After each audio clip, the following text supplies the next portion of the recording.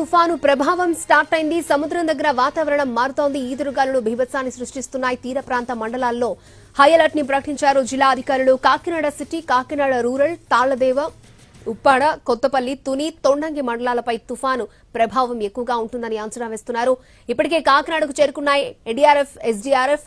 రేపు సాయంత్రానికి కాకినాడ, తుని మధ్య తీరం దాటనుంది తుఫాన్. నేడు రేపు జిల్లాల్లో భారీ నుంచి అతి భారీ వర్షాలు పడనున్నాయి. జిల్లాలో 269 పునరావాస కేంద్రాలు కూడా ఏర్పాటు చేశారు. మరింత సమాచారాన్ని మా ప్రతినిధి సాయి సుధీర్ మనకు అందిస్తారు. మోంతా తుఫాన్ కాకినాడ వైపు దూసుకువస్తుంది. కాకినాడలో ఉదయం నుంచి కూడా వాతావరణం మారిన సిచ్యువేషన్. సముద్రం దగ్గర భారీ ఈదురుగాలు వీస్తున్న పరిస్థితి. ఇప్పటికే జిల్లా వ్యాప్తంగా భారీ వర్షాలు, ఈ రోజు రేపు భారీ వర్షాలు కురుస్తాయని ఐఎండీ హెచ్చరికలు జారీ చేసింది. దానికి అనుగుణంగానే కాకినాడకి, తునికి మధ్య తుఫాన్ తీరం దాటే అవకాశం ఉంది. దానికి అనుగుణంగా ఏదైతే తాళ్లరేవు, కాకినాడ సిటీ, కాకినాడ రూరల్, ఉప్పాడ, కొత్తపల్లి, తొండంగి, తుని ఈ కోస్టల్ ఏరియాకు ఆనుకుని ఉన్న మండలాల్లో తుఫాన్ ప్రభావం ఎక్కువగా ఉంటుంది. తుఫాన్కు సంబంధించిన భారీ ఎదురుగాలు, భారీ వర్షాలు ఎక్కువగా ఉండే అవకాశం ఉంది. ఎందుకంటే జిల్లా వ్యాప్తంగా, కాకినాడ జిల్లా వ్యాప్తంగా కూడా దీని ఇంపాక్ట్ అనేది చాలా ఎక్కువగా కనిపిస్తుంది. గత 10 సంవత్సరాల్లో ఎప్పుడూ లేని విధంగా ఈ భారీ ఎదురుగాలు వేస్తాయి. దానికి అనుగుణంగానే అధికారులు కూడా ఏర్పాట్లు చేశారు. జిల్లా వ్యాప్తంగా దాదాపు 269 పునరావాస కేంద్రాలు ఏర్పాటు చేశారు.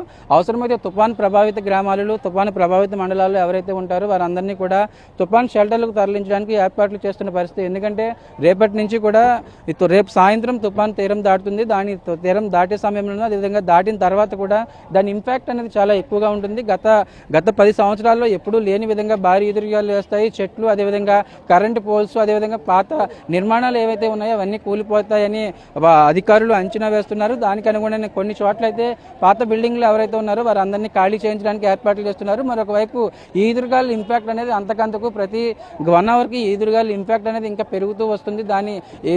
పెరుగుతూ వస్తున్న పరిస్థితుల కారణంగా ఇప్పటికే కాకినాడ, ఉప్పాడ బీచ్ రోడ్ అనేది రాకపోకలు నిలిపివేశారు. ఎందుకంటే కెరటాల ఉధృతికి, అలల ఉధృతికి దాని ప్రభావం చాలా ఎక్కువగా కనిపిస్తుంది. అక్కడే వాళ్ళు కనీసం రోడ్లపైకి నడుచుకుంటూ వెళ్తారు, అదేవిధంగా వెహికల్స్లో వెళ్తారు. వాళ్ళందరికీ కూడా దాని ప్రభావం ఎక్కువగా ఉంటుంది. కాబట్టి దానికి అనుగుణంగానే ఏర్పాట్లు చేస్తున్నారు. ఇప్పుడు ఆ రోడ్డును అంతా బ్లాక్ చేసేసారు. మరొక వైపు ఉప్పాడకు సంబంధించి, ఉప్పాడలో ఇప్పటికే మామూలుగా సముద్రానికి సంబంధించి వాటర్ ఫ్లో ఎక్కువగా వస్తాయి. అదేవిధంగా ఈదురుగాలు ఎక్కువగా వేస్తేనే ఉప్పాడకు సంబంధించి ఒక గ్రామాల్లోకి నీళ్లు వెళ్ళిపోయే పరిస్థితి ఉంటుంది. కానీ ఇప్పుడు ఈ తుఫాన్ ఎఫెక్ట్కి మరింత ఉధృతంగా సముద్రానికి సంబంధించి భారీ అలలు, అదేవిధంగా ఈదురుగాలు వేస్తాయి. తుఫాన్కి సంబంధించిన ఈ కోస్టల్ ఏరియా మండలాల్లో కూడా దీని ఇంపాక్ట్ చాలా ఎక్కువగా ఉంటుంది. కాబట్టి దానికి అనుగుణంగానే ఒకవేళ ఎక్కడికక్కడ సహాయక చర్యలు ఏర్పాటు చేయడం. మరొక వైపు ఎన్డీఆర్ఎఫ్, ఎస్డీఆర్ఎఫ్ బృందాలు ఇప్పటికే కాకినాడ చేరుకున్నాయి. కాకినాడకు సంబంధించి మొదట వాళ్ళు ఎక్కడికక్కడ కోఆర్డినేట్ చేసుకుంటున్నారు. మండలాల వారీగా, ఇటు జిల్లా అధికారులకు సంబంధించి మండలాల వారీగా రెవెన్యూ, అదేవిధంగా ఇతర డిపార్ట్మెంట్కి సంబంధించి వాళ్ళందరూ ప్రత్యేకంగా టీములుగా ఏర్పడి హెల్ప్ లైన్ సెంటర్లు ఏర్పాటు చేయడం. మరొక వైపు ఏదైనా ఇబ్బందికర పరిస్థితులు ఉంటే కనుక కానీ వారందరినీ ఆ పునరావాస కేంద్రాలకు తరలించడానికి ఏర్పాట్లు చేస్తున్నారు. అంటే గంటకు 90 నుంచి 100 కిలోమీటర్ల వేగంతో భారీ ఎదురుగాలు వేస్తాయి.